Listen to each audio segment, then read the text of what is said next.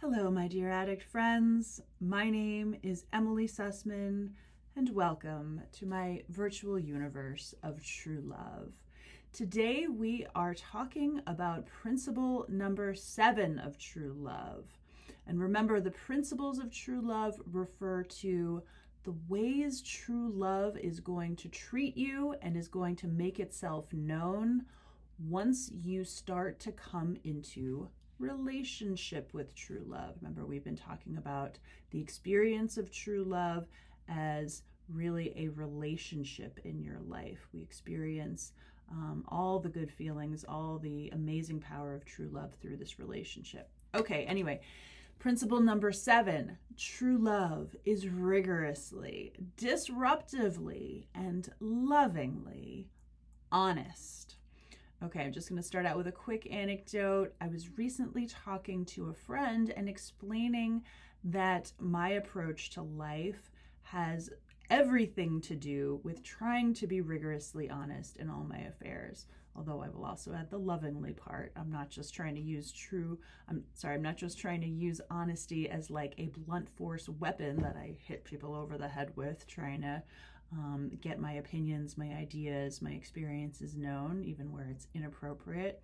No, we'll talk about that in a second. Anyway, trying to explain that honesty is how I try to live my life these days and how I relate to people. And my friend was saying, doesn't that make life really complicated? And my reaction was, wait, no, it actually makes life ridiculously simple. And isn't that really, like yesterday or the other day we talked about true love being your best friend forever?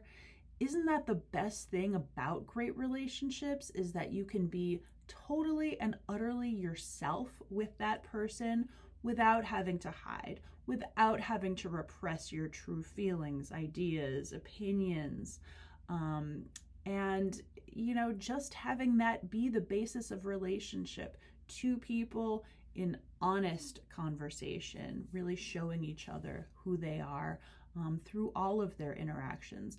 Of course, in a gentle, respectful, and loving way, but really that honesty being front and center. I'm not trying to make it sound easy. And I think of this principle as your official sense of permission not to hide yourself anymore, right? When true love truly becomes your way of life, you will be rigorously, disruptively, and lovingly honest, because there really isn't any other way to be. Hiding yourself, repressing yourself, numbing yourself in relationships with other people just ends up producing this sort of like ball of very tangled twine, is how I always kind of think of it. And we want our relationships to be smooth, right? We want our relationships to feel good, to feel comfortable. And that only comes with showing who we are. Now, I'm just going to kind of go over the rigorous, disruptive, and loving aspects that are mentioned in this principle. Rigorous, okay? What does rigorous honesty means? Rigorous honesty means that you have been self-reflective. You're not just trying, it's perfectly fine if you try to talk out what's going on inside you in conversation with somebody, but a lot of times rigorous honesty comes from being able to check in with yourself, being able to know what you're feeling and express that even beforehand on a regular basis, even when it's tough, even when it's hard. The disruptive part, okay?